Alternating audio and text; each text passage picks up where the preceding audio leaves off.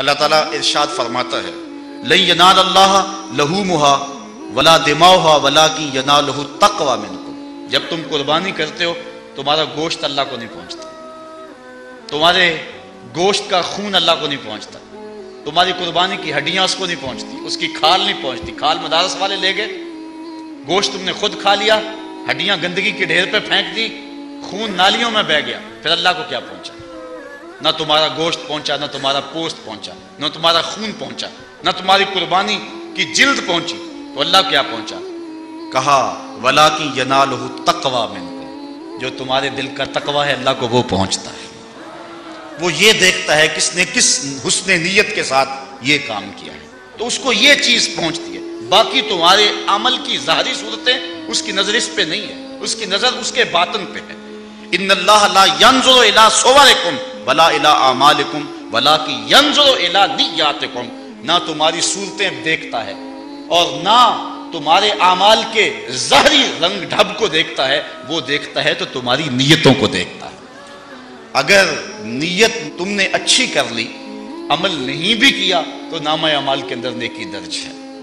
اللہ اکبر۔ ابن موفق کہتے ہیں کہ میں نے حج کے لیے پیسے جوڑے اور حج کی تیاریوں میں تھا، کیا ہوا کہ میری بیوی جو کہ حمل سے تھی، اس نے کہا میرا گوشت کھانے کو جی چاہ رہا، رات کا پچھلا پہر تھا، میں نے کہا اللہ کی بندی آپ گوشت کہاں سے ملے گا؟ اس نے کہا مجھے نہیں پتا، ضد کر گئی۔ اب ابن موفق کہتا میں اس کے لیے گوشت کی تلاش میں نکلا، خیال تھا کہ باہر ہو کر کے آ جاؤں گا اور کہوں گا نہیں ملا اور ملنا بھی نہیں ہے، لیکن میں ایک گھر کے قریب سے گزرا تو اندر سے گوشت کے پکنے کی خوشبو آ رہی تھی، میں نے دروازے کو دستک دے دی، ایک خاتون آئی، پردے میں، کہا کیا ماجرا ہے اس وقت؟ میں نے کہا کہ میری بیوی بیمار ہے اور اس کی طبیعت اس وقت چاہ رہی ہے کہ میں چند جو ہے وہ ٹکڑے گوشت کے کھا لوں، تمہارے گھر سے گوشت پکنے کی جو ہے وہ خوشبو آ رہی ہے، میں چاہتا ہوں کہ جتنے مرضی پیسے لے لیں مجھ کو تھوڑا سا گوشت دے دیں۔ اس عورت نے تھوڑی دیر توقف کیا اور پھر اس کے بعد کہا یہ گوشت تمہارے کھانے والا نہیں۔ کہتے ہیں میں نے حیران ہو کے کہا کہ وہ کون سا گوشت ہے جو تم کھا سکتے اور ہم نہیں کھا سکتے؟ اس نے کہا کہ بس بابا ہماری جان چھوڑ، بس ہمیں اپنے کام میں لگے۔ میں نے تھوڑا سا ضد کی کیفیت پیدا کر لی۔ اس نے کہا پھر سنو کہ یہ تمہارے کھانے والا کیوں نہیں اور جو ہے وہ میرے کھانے والا کیوں ہے؟ 3 دن ہو گئے تھے، ہمارے بچے بھوکے تھے اور کھانے کے لیے کچھ نہیں تھا، جب فاقوں سے مرنے لگے تو رات کے اندھیرے میں ہم نے ایک کتے کو پکڑ کے اس کے ٹکڑے کیے، اور یہ اس کے پکنے کی کیفیت ہے جو تم محسوس کر رہے ہو۔ ابن موفق کہتے ہیں کہ میرے دل پہ جو ہے وہ بوجھ آ گیا کہ میری بستی میں ایسے لوگ بھی رہتے ہیں جن کو کھانے کے لیے کچھ نہیں ملتا۔ میں نے حج کے لیے جو رقم جوڑی تھی پردے میں لا کے اس کو دے دی اور میں حج پہ نہیں گیا۔ کہتے ہیں کہ جب حج کا موسم آیا، لوگ جب فارغ ہو کے آئے تو جو بھی مجھے ملے کہا ابن موفق مبارک ہو تمہیں حج کی، جو بھی حاجی آئے کہے ابن موفق تمہیں مبارک ہو حج کی۔ ابن موفق کہتے ہیں میں کہتا میں نے تو حج کیا ہی نہیں، وہ کہتے ہم نے تجھے منع میں دیکھا تھا، کوئی کہے ہم نے تجھے عرفات میں دیکھا تھا، کوئی کہے ہم نے تجھے کنکر مارتے ہوئے دیکھا تھا، کسی نے کہا کہ ہم نے تجھے صفا مروہ کی سعی کرتے دیکھا تھا۔ ابن موفق کہتا میں تو حج پہ گیا ہی نہیں۔ خیر پھر ایک بندہ ڈھونڈتا ڈھونڈتا ابن موفق کے پاس آیا اور کہنے لگا کہ میں جو ہے وہ دعا کر رہا تھا اور میں نے کہا لبیک اللہم لبیک، آواز آئی لا لبیک، تیری کوئی حاضری قبول نہیں، بلکہ جتنے لوگ آئے ہیں کسی کی حاضری قبول نہیں۔ میں گھبرا گیا اور پھر آواز آئی 6 آدمیوں کا حج قبول ہوا ہے، ان کے صدقے سے باقیوں کا بھی قبول ہو گیا، اور ان 6 لوگوں کے نام بتائے گئے اور ان میں سے ایک نام تیرا بھی تھا، اور میں تیرا پتہ پوچھتا تیرے پاس آیا ہوں تو کون سا نیک عمل کیا ہے، اور ساتھ مجھے یہ بھی بتایا گیا ہے ان 6 آدمیوں کی شکل کے فرشتے پیدا کر دیے گئے جو قیامت تک ان کے لیے حج کرتے رہے۔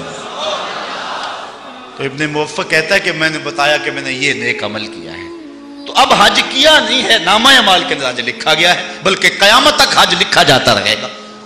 تو نیت کو اگر حسن ہو، اچھائی، اللہ اکبر، اور اگر حاجی بننے کی خواہش ہو اور آرزو ہو کہ لوگ مجھے حاجی کہہ کے پکاریں تو جا کر بھی خالی آ جائے گا، اور اگر نیت میں جمال اور نیت میں حسن پیدا ہو گیا تو جو ہے وہ نور علی نور ہو جائے گا۔